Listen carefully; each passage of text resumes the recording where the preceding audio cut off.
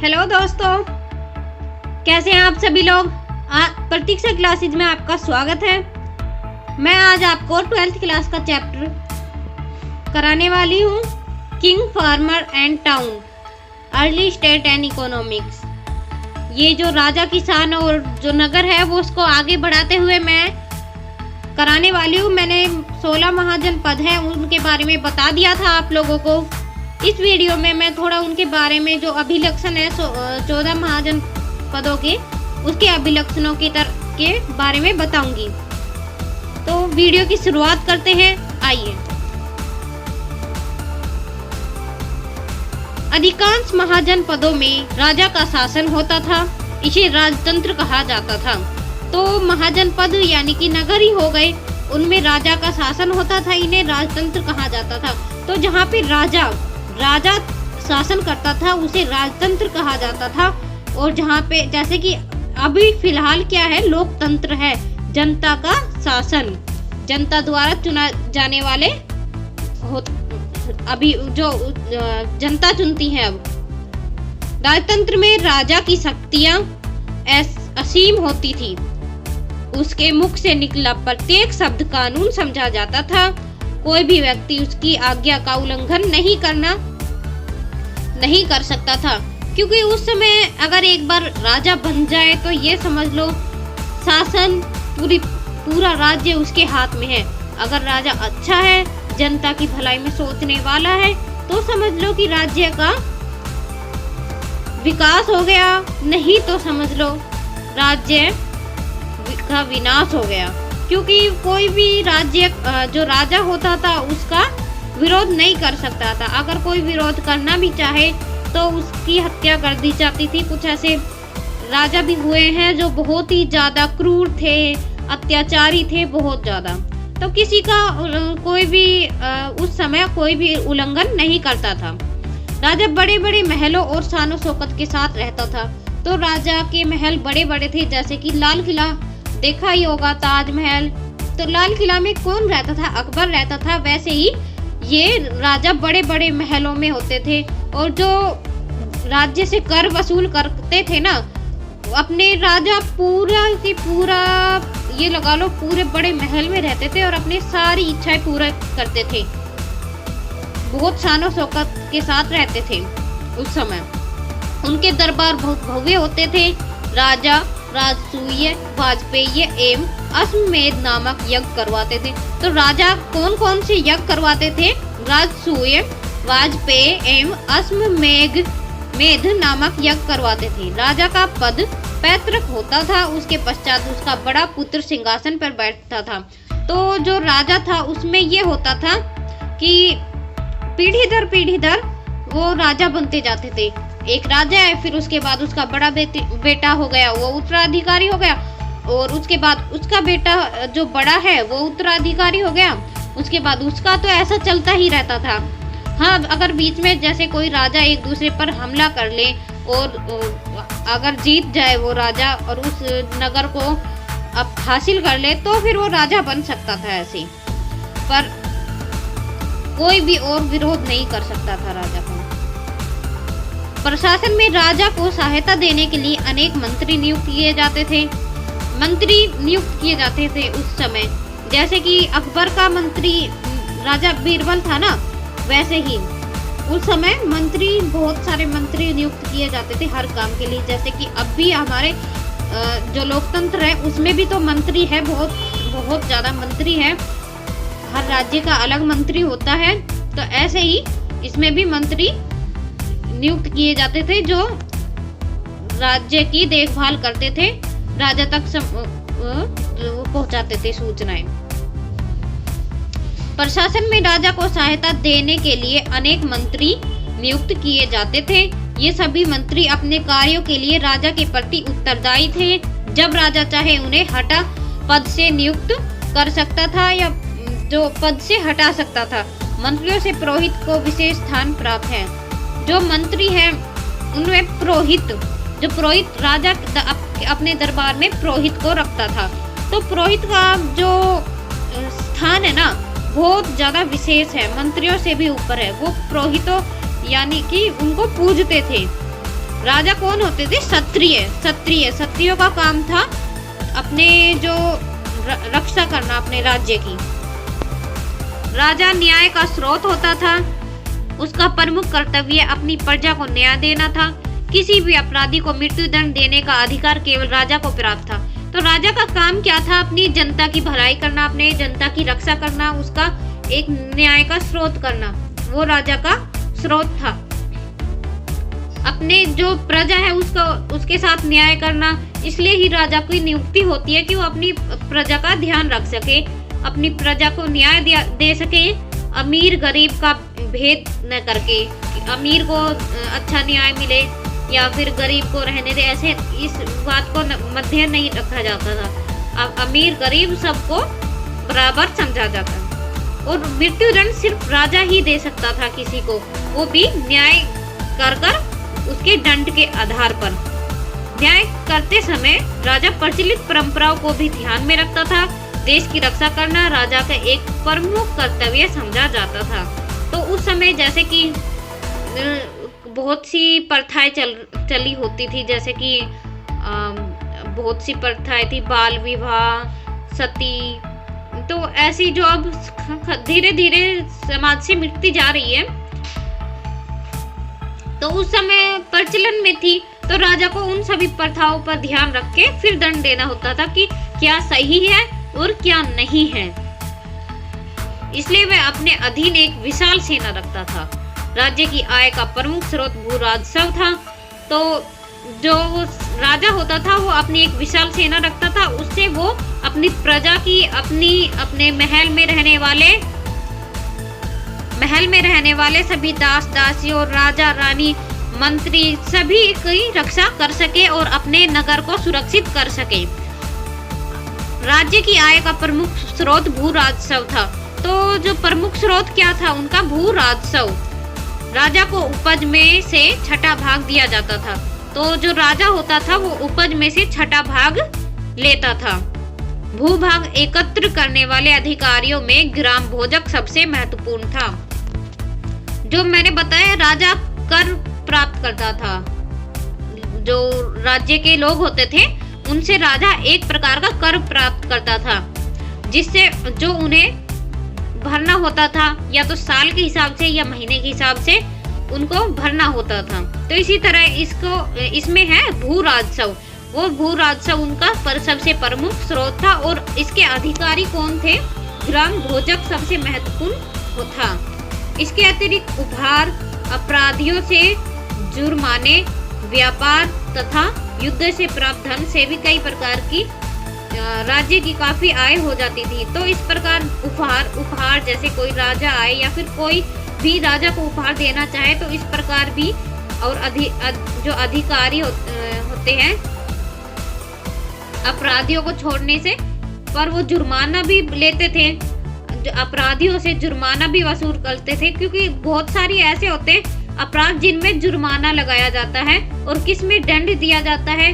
जैसे अभी भी है कि कुछ अपराध होते हैं, जैसे कि आपने कार चला रहे हो, रूल तोड़ दिया तो आपको जुर्माना लगेगा। अभी कोरोना वायरस फैला हुआ है, आपने मास्क नहीं लगाया तो फिर जुर्माना लगेगा। पर अगर आपने किसी का मर्डर कर दिया तो आपको सजा मिलेगी। तो इसी प्रकार पहले कुछ तो जो अपराध होते थे उनमें जुर्माने से भी उनकी कमाई हो जाती थी। व्यापार भी करते थे वे लोग और युद्ध से धन प्राप्त, यानी कि युद्ध किया, उस राज्य को जीता, उसकी सारा धन उस राज्य का हो जाता था। फिर इस प्रकार काफी धन इकट्ठा हो जाता था। इन करों को बलि कहा जाता था। तो जो ये कर है जो मैंने अभी बताए हैं, भू राजस्व हो गए और उपहार, अधिकारिक, जुर्माने, ये सभी को क्या कहा जाता था? बलि। याद रखिएगा, बलि। इन करों को भागदू नामक कर्मचारी द्वारा एकत्रित किया जाता था। तो किन कर्मचारियों द्वारा एकत्रित किया जाता था? भागदू नामक कर्मचारियों द्वारा। अन्य महाजन पद गण अथवा संघ कहलाते थे। तो जो अन्य महाजन पद गण अथवा संघ कहलाते थे, अन्य महाजन पद। इन राज्यों में कई लोगों के समूह का शासन होता था। कई लोगों के समूहों का शासन होता था। समूह शासन अथवा ओलिगार्की उसे कहते थे, जहाँ सत्ता पुरुषों के एक महत्व में हाथ में होती थी। गणराज्य में राजा का निर्वाचन निश्चित समय के लिए एक प्रजा द्वारा किया जाता था। तो जो गणराज्य होता था उसमें जनता चुनती थी राजा को एक निश्चित समय के लिए, भाई इतने समय के लिए हमारा राजा आप हो, हमारे राज्य की सुरक्षा आपके हाथों में है, जैसा कि अब है। अब फिलहाल लोकतंत्र है, अब भी हम चुनते हैं, और गणराज्य में भी, गणतंत्र में।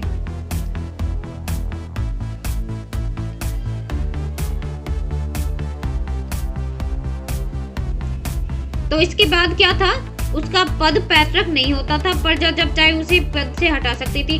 तो अब भी हम ऐसा ही कर सकते हैं, जब चाहे हटा सकते हैं। गणतंत्र के राजा की शक्तियां राजतंत्र के राजा के मुकाबले कहीं कम थी। राजा का प्रमुख कार्य सामान्य प्रजा की देखभाल करना एवं शांति बनाए रखना था। तो राजा का प्रमुख कार्य था राज्य की देखभाल करना और शांति बनाए रखना। राजा के अधीन उपराजा, सेनापति एवं कोषाध्यक्ष आदि पदाधिकारी होते थे। तो राजा के अधीन कौन कौन से अधिकारी आते थे इसमें? उपराजा, एक उपराजा होता था जो राजा की अनुपस्थिति में राज्य की देखभाल करता था। जैसे राजा कोई राजा चल जाए, या तो युद्ध में चल जाए, या किसी दूसरे देश में चल जाए, राज्य में चल जाए, तो उस समय उपराजा इस राज्य की देखभाल करता था। सेनापति होता है जो सेना का सबसे मेन होता है, वो सेना को संभालता है। और कोषाध्यक्ष ये होते थे, ये पदाधिकारी राजा की प्रशासन चलाने में सहायता करते थे, क्योंकि उपराजा उसके राजा के बाद, और जब राजा होता है तो उसको सलाह देता था, और सेनापति सेना को संभालता था, और कोषाध्यक्ष यानी कि भंडार गृह जो हो गए, कर वगैरह, ये भंडार करे होते थे, जो कुछ भी उनको देखता था। छठी शताब्दी ईसा पूर्व से ब्राह्मणों ने संस्कृति एवं धर्मशास्त्रों की रचना की। तो छठी शताब्दी में ब्राह्मणों ने संस्कृत एवं धर्मशास्त्रों की रचना की थी। इसमें शासकों सहित अन्यों के लिए नियम का निर्धारण किया। तो इसके बाद नियम आ गए थे, इनकी अपेक्षा की गई थी कि क्षत्रियों को ही राजा के पद पर नियुक्त किया जाएगा। तो इसके बाद नियम आने के बाद ये हो गया था कि क्षत्रिय ही राजा बन सकते हैं, क्षत्रिय ही शासन कर सकते हैं। इनमें यह अपेक्षा की गई थी कि केवल क्षत्रिय ही राजा बन सकते हैं, और शासन किसानों, व्यापारी एवं शिल्पकारों के कर एवं भेंट वसूल करते थे। तो वो क्या करते थे, किसानों से, व्यापारियों से, शिल्पकारों से भेंट एवं कर वसूल करते थे। वे पड़ोसी राज्यों पर आक्रमण भी कर सकते थे और कर के धन भी एकत्रित करते थे। गणराज्य की वास्तविकता शक्ति एक केंद्रीय समिति में निहित होती थी। इसे संथागार कहा जाता था। इसमें निर्णय बहुमत के आधार पर लिए जाते थे। तो मैंने ये आप बता दिया है, महाजन पदों के विशिष्ट अभिलक्षण बताए हैं मैंने। अब नेक्स्ट टॉपिक हम ले लेते हैं मगध साम्राज्य का उत्थान और विस्तार। भारत के प्राचीन इतिहास में मगध को महत्वपूर्ण स्थान प्राप्त था। छठी शताब्दी ईसा पूर्व में यह उत्तरी भारत में स्थापित 16 महाजनपदों में सबसे महत्वपूर्ण था। 5वीं शताब्दी ईसा पूर्व में यह सबसे विस्तृत एवं शक्तिशाली साम्राज्य बन गया था। तो 5वीं में सबसे विस्तृत एवं शक्तिशाली साम्राज्य बन गया था ये साम्राज्य ने। चतुर्थ शताब्दी ईसा पूर्व में तक भारत की राजनीति में बड़ी महत्वपूर्ण भूमिका निभाई। मगध साम्राज्य के उत्थान और विकास में निम्नलिखित शासकों ने बहुत प्रशंसनीय योगदान दिया। तो पहला हम बात अब पढ़ेंगे पहले बिंबिसार। ये शासक है बिंबिसार, 544 से 492 ईसा पूर्व तक बिंबिसार। मगध साम्राज्य के उत्थान और विकास में बिंबिसार का योगदान महत्वपूर्ण था, हम ये बात तो जानते ही हैं। वह 544 ईसा पूर्व में मगध का शासक बना। तो मगध का शासक कब बना था? वो 544 ईसा पूर्व में मगध का शासक बना। आप इस बात को नोट कर लीजिए। उस समय उसकी आयु थी 15 वर्ष। तो जब वो राजा बना, बिंबिसार जब राजा बना था, वो बना था 544 ईस्वी में। उस समय 15 वर्ष का था। तो ये घुमा कर भी वे पूछ सकते हैं कि किस वर्ष में वह राजा बना था। तो 15 वर्ष में कब बना था, कौन सी ईसा पूर्व में बना था, तो 544 ईसा पूर्व में वो बना था। उसने 492 ईसा पूर्व तक शासन किया। उसका संबंध हर्यंक वंश के साथ था। वह महात्मा बुद्ध का समकालीन था। तो उसका वंश कौन सा था, हर्यंक वंश था उसका, और महात्मा बुद्ध का समकालीन था। बिंबिसार एक सफल राजनीतिज्ञ था। तो बिंबिसार एक सफल राजनीतिज्ञ था। ये बिंबिसार के बारे में हम पढ़ रहे हैं। ये है मगध साम्राज्य के उत्थान और विस्तार, यानी कि जो शासक है उसका मगध का पहला शासक कौन बना था, बिंबिसार, और उसके बारे में हम पढ़ रहे हैं। सिंहासन पर बैठने के पश्चात उसने भारत की राजधानी को बड़े ध्यानपूर्वक समझा। उसने मगध राज्य की स्थिति को दृढ़ बनाने के उद्देश्य से उस समय विख्यात और शक्तिशाली राज्यों के साथ वैवाहिक संबंध स्थापित किए। तो उसने अपनी जो राज्य था उसको बनाने के लिए एक दूसरे जो शक्तिशाली राज्य थे उससे वैवाहिक संबंध स्थापित किए थे। उसने सर्वप्रथम कौशल नरेश परसेनजीत की बहन कौशली देवी से विवाह किया। वैवाहिक का मतलब अब समझ में आ गया होगा ना, उनके या तो बहन या बेटी, उनसे विवाह करके एक प्रकार के घरेलू संबंध, वैवाहिक संबंध कर लिए थे। तो इस प्रकार वो और ज्यादा शक्तिशाली हो गया था। तो सर्वप्रथम उसने विवाह किससे किया था, कौशल नरेश परसेनजीत की बहन कौशल देवी से। दहेज में काशी नामक शहर दिया था। जब वो राजा थे कौशल, उन्होंने दहेज में काशी नामक शहर दिया बिंबिसार को। इस शहर के कारण मगध राज्य की 1 लाख रुपए वार्षिक आय बढ़ गई। तो मगध राज्य की इस दहेज के कारण कितनी आय बढ़ गई थी, 1 लाख रुपए वार्षिक आय बढ़ गई थी। उसकी दूसरी रानी कौन थी, चेलना लिच्छवी वंश से संबंधित थी वो। तीसरी रानी थी केसमा, पंजाब के मद्र राज्य के शासक की पुत्री थी। चौथी रानी विदेह राज्य की राजकुमारी वासवी थी। तो उन्होंने कितनी शादियां की थी, कुल मिला के उसकी 4 रानियां थी। पहली रानी थी कौशल देवी, दूसरी रानी जो थी कौशल रानी थी, और दूसरी उसकी रानी थी चेलना लिच्छवी, तीसरी रानी थी केसमा, और चौथी रानी थी वासवी। तो इस प्रकार उन्होंने विवाह करके अपने राज्य को और शक्तिशाली बना लिया था। विख्यात इतिहासकार R.S. त्रिपाठी के अनुसार ये विवाह न केवल बिंबिसार के समकालीन शासकों में प्राप्त प्रमुखता को ही दर्शाते हैं, अपितु इन्होंने मगध राज्य के विस्तार के लिए मार्ग भी तैयार किया। तो ये किस लिए मार्ग तैयार किया, क्योंकि ये सारे ही बड़े बड़े राज्य थे जो बहुत ही विकसित थे। इस प्रकार इन्होंने हमारे राज्य जो बिंबिसार का राज्य था इसकी भी सहायता की। अगर आपको इसमें कुछ समझ में ना आया हो या ना आ रहा हो तो बता सकते हैं, मैं आपके लिए दोबारा जो आपको समझ में ना आया हो वो वीडियो बना दूंगी। और ऐसी ही वीडियो देखने के लिए प्लीज़ चैनल को सब्सक्राइब कीजिए, बेल आइकन दबाइए। तो अब आगे है, बिंबिसार एक सफल योद्धा भी था। तो ये बात तो हम सभी जानते हैं कि बिंबिसार एक सफल योद्धा था। अंग के शासक ने बिंबिसार के पिता को पराजित किया था। तो बिंबिसार के पिता को पराजित किया था अंग के शासक ने। इस अपमान का प्रतिशोध लेने के लिए बिंबिसार ने अंग राज्य पर हमला कर दिया। इस आक्रमण के कारण अंग शासक ब्रह्मदत्त की कड़ी पराजय हुई। तो जो अंग के शासक थे ब्रह्मदत्त, बिंबिसार ने उन पर हमला किया प्रतिशोध के लिए, क्योंकि बिंबिसार के पिता को पराजित किया था अंग के शासक ने। इस युद्ध में अंग के शासक ब्रह्मदत्त की पराजय हुई थी। बिंबिसार इसमें विजय हुआ था। बिंबिसार ने अंग को मगध साम्राज्य में सम्मिलित कर लिया था। इसकी शासन व्यवस्था चलाने के लिए अपनी पुत्री अजातशत्रु को यहाँ का गवर्नर नियुक्त किया। तो उसकी पुत्री बिंबिसार की पुत्री कौन थी? अजातशत्रु। बिंबिसार की पुत्री थी अजातशत्रु। उसको कहाँ का अंग का गवर्नर नियुक्त किया था। इस भव्य विजय से बिंबिसार की ख्याति दूर दूर तक फैल गई।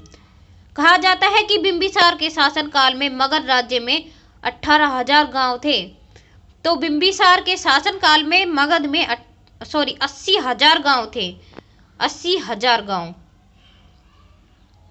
बिंबिसार ने अनेक शासकों से मैत्रीपूर्ण संबंध भी स्थापित किए थे। गांधार के शासक ने उनके दरबार में एक राजदूत भेजा था। अवंती शासक चंद्रप्रद्योत महासेन भी बिंबिसार का परम मित्र था। एक बार जब वह बीमार हो गया था तो बिंबिसार ने अपने राजवैद्य जीवक को उसके उपचार के लिए अवंती भेजा था। तो इससे पता चलता है कि चंद्रप्रद्योत और बिंबिसार एक परम मित्र, बहुत ही अच्छे मित्र थे। बिंबिसार न केवल एक योग्य नीतिज्ञ और विख्यात सेनापति ही था, अपितु एक अनुभवी और सफल राज्य प्रबंधक भी था। उसने एक कुशल शासन व्यवस्था की स्थापना की थी। प्रजा का कल्याण करना वह अपना कर्तव्य समझता था। तो जो बिंबिसार था वो एक नेक दिल राजा था, क्योंकि वो अपना कर्तव्य भली भांति जानता था। अपनी प्रजा के हित में ही था। वो प्रशासन व्यवस्था को उत्तम ढंग से चलाने के उद्देश्य से एक मंत्रिमंडल का गठन किया। बिंबिसार ने प्रशासन व्यवस्था को चलाने के लिए एक मंत्रिमंडल का गठन किया। यदि कोई भी मंत्री अपने दायित्व का तनिक भी शिथिलता दिखाता तो उसे तुरंत पद से हटा दिया जाता था। अधिकारियों को बहुत कठोर दंड दिए जाते थे। बिंबिसार ने यातायात के साधनों और व्यापार को विकसित करने के लिए विशेष ध्यान दिया। गांवों की शासन व्यवस्था की वहां की पंचायतें करती थी। गांव के मुखिया को ग्राम भोजक अथवा ग्रामिका कहा जाता था। तो जो बिंबिसार था वो अपने राज्य को बहुत विकसित बनाना चाहता था, इसलिए उन्होंने एक मंत्रिमंडल का गठन किया था। जो मंत्री अगर थोड़ी भी लापरवाही करे तो उसको सजा दी जाती थी। और गांव में शासन व्यवस्था ठीक करने के लिए पंचायतें की जाती थी। गांव के मुखिया ग्राम भोजक अथवा ग्राम का कहा जाता था। बिंबिसार ने राजगीर को अपनी राजधानी बनाया। तो बिंबिसार ने किसको मगध की राजधानी क्या थी उस टाइम? राजगाह अथवा राजगीर। बिंबिसार ने राजगाह अथवा राजगीर को अपनी राजधानी बनाया। इसका निर्माण कार्य महागोविंदा ने किया था। तो इसका निर्माण कार्य, राजधानी बनाने का निर्माण कार्य महागोविंदा ने किया था। यह 5 पर्वतों से घिरी हुई थी। तो राजगाह 5 पर्वतों से घिरी हुई थी, जिसके कारण आक्रमण करना सरल कार्य नहीं था, क्योंकि यह 5 पर्वतों की तरफ से भिड़ी हुई थी, यानी कि घिरी हुई थी। तो किसी के लिए आक्रमण करना आसान तो नहीं था, क्योंकि पहले पहाड़ पे चढ़ना पड़ता, फिर उससे आक्रमण औजार लेके जाना बहुत कठिन था, इसलिए ये सुरक्षित भी थी। बिंबिसार में धार्मिक सहीनता थी। इसी कारण बौद्ध ग्रंथों में उसे बौद्ध धर्म का महान श्रद्धालु और जैन धर्म ग्रंथों में उसे जैन धर्म का महान श्रद्धालु का बताया जाता है। निसंदेह बिंबिसार के शासनकाल के दौरान मगध का बहुमुखी विकास हुआ और सिंहासन प्राप्त उद्देश्य से अजातशत्रु ने अपने पिता बिंबिसार की 492 ईस्वी में हत्या कर दी। तो अजातशत्रु उसकी बेटी थी। बेटी को अपने सिंहासन लेना था, तो इसलिए यहाँ पे आया था ऊपर, पुत्र था। तो पुत्र जो बिंबिसार का पुत्र था, उसने सिंहासन प्राप्त करने के लालच में अजातशत्रु ने अपने पिता बिंबिसार को 492 ईस्वी में मार दिया, जिस कारण इस महान राजा की मृत्यु हुई। और उसके बारे में अब इसके बाद हम अजातशत्रु इसके पुत्र, क्योंकि पहले बिंबिसार ने शासन किया, इसके बाद इसके पुत्र ने शासन किया, ये पढ़ेंगे। ये मैं अगली वीडियो में पढ़ाऊंगी आपको। बाद में बताऊंगी इसके अजातशत्रु के बारे में। उसके बाद अजातशत्रु का अधिकारी आया था, उसके बाद अलग आया, फिर उसके बाद कैसे नंद वंश आया, शिशुनाग वंश आया, कैसे आया, ये हम अगली वीडियो में जानेंगे। तो आज मैंने ये पढ़ाया, अगर इसमें कुछ समझ में ना आया हो तो प्लीज़ मुझे कमेंट करके ज़रूर बताएं। और पिछली वीडियो में भी कुछ समझ में ना आए तो ज़रूर बताएं।